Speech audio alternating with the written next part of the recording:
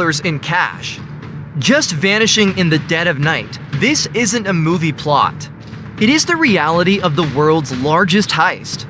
In March 2003, hours before the first American bombs fell on Baghdad, Saddam Hussein arrived at the bank with a simple note signed by his father. The request: hand over every cent. 3 massive tractor trailers were filled to the brim with stacks of $100 bills. It took 5 hours just to load. As Baghdad fell into chaos, the money disappeared. But the trail didn't stay cold for long. U.S. troops soon began a treasure hunt across a war-torn city. In one of Saddam's many opulent palaces, soldiers discovered something strange behind a false wall in a basement. They picked up their sledgehammers and started swinging. The wall crumbled, revealing a literal mountain of cash. Roughly $650 million was found stashed in metal boxes behind the concrete barrier. The sheer scale was mind-boggling. Soldiers were literally sitting on millions of dollars while they ate their rations. It was a scene straight out of a comic book. But wait, the math doesn't add up. If they stole $1 billion and found $650 million, where did the rest go? Over $300 million was still missing. Investigators tracked the missing money across borders. Some suggested it was smuggled into Syria, while others feared it was being used to fund an ongoing insurgency. The recovery process was a logistical nightmare. The money had to be counted, verified, and sent back to the new Iraqi government under heavy guard. As for the perpetrators, Saddam Hussein met his end in a fierce shootout. The man who orchestrated the world's largest withdrawal would never spend a dime of it. Even years later, whispers of the missing millions persist. Some say it's buried in the desert, waiting for someone to find it. The heist of the century still keeps its secrets. In the end, most of the money returned to the people of Iraq, but the story of how $1 billion moved in the dark remains a legend of modern crime. The $1 billion heist wasn't just about the cash. It was about the fall of an empire and the chaotic birth of a new era. What would you do with $1 billion?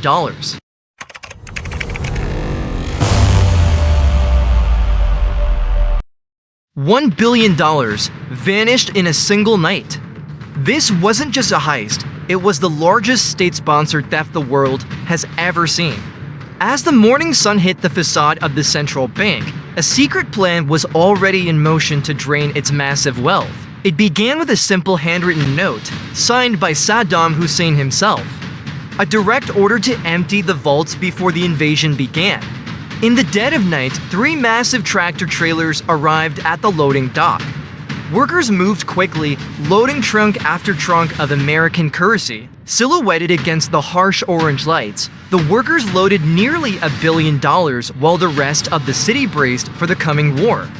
The convoy fled into the desert, disappearing into a landscape of dust and chaos as military tanks began their steady advance across the country. Months passed until the trail went hot again. U.S. soldiers investigating a Republican Guard palace found a suspicious wall in a dim cellar.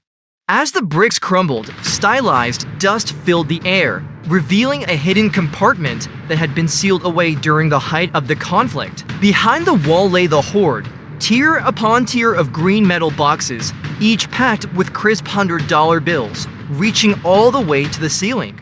Soldiers found themselves living in a surreal world, eating rations while literally sitting on hundreds of millions of dollars of stolen cash. The absurdity of the situation was clear. A fortune that could fund a nation was now just furniture, a war-torn palace. But the mystery was far from over. Despite the massive recovery, over $100 million were still unaccounted for. Where did the rest go? The investigation turned to the borders, tracking the movement of high-ranking officials and shadowy couriers. Detectives began mapping the international trail. Dotted red lines pointed toward Syria, suggesting the money had been whisked away into exile. Intelligence reports indicated that the regime's inner circle had split the loot, moving it through secret back channels across the Middle Eastern landscape. The money that was recovered began its journey home. Pallets were loaded onto cargo planes at dusk to be returned to the banking system. Under heavy guard, the billions flew back to where they belonged, a long and complex process of international recovery.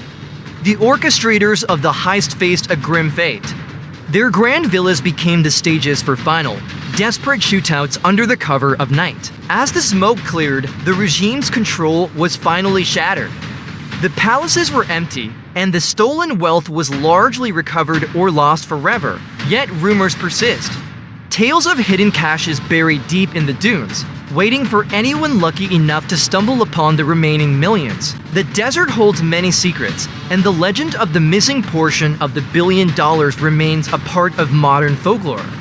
Today, a new era has begun. The Iraqi dinar and new coins circulate through a bustling economy that is finally moving past the era of theft. The markets are alive again, filled with traders and citizens who are building a future based on legitimate commerce rather than state-sponsored crime. The world's biggest heist remains a haunting chapter in history, a reminder of how quickly a nation's wealth can be stolen by those in power. As the camera pulls back, we reflect on the missing millions of fortune lost to time, war, and the greed of a fallen regime.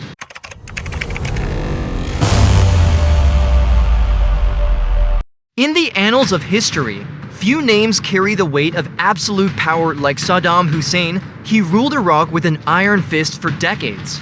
His image was everywhere, a constant reminder that in this land, his word was the only law that mattered. He was the absolute dictator, but Saddam didn't rule alone. By his side were his two sons, Uday and Qusay, the heirs to his sprawling and dangerous empire. While Uday was known for his volatility, Qusay was the calculated one. He was the son Saddam trusted with the most sensitive missions. In March 2003, as the world braced for war, Qusay was given a mission that would become the largest bank heist in history. Qusay arrived at the central bank of Iraq in the dead of night. He didn't need a mask or a weapon, he had a note. The bank official who received the note knew exactly what was at stake. To question the president's son was to invite a death sentence. Behind Qusay stood the Republican Guard. Their presence was a silent, looming threat that no one dared to challenge. Without a single shot fired, nearly $1 billion in cash was removed from the vaults. It was a heist executed by the state itself. As the trucks drove away into the night, the first bombs of the coalition invasion began to fall on Baghdad. The chaos of war provided the perfect cover for the disappearance of the money. But the hunt for the Husseins was just beginning. Intelligence pointed to the regime's inner circle.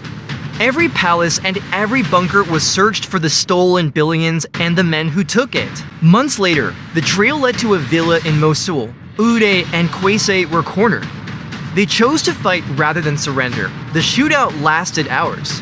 When the smoke cleared, the two heirs to the Hussein legacy were dead. The brothers had reached the end of their road, but the mastermind himself was still at large.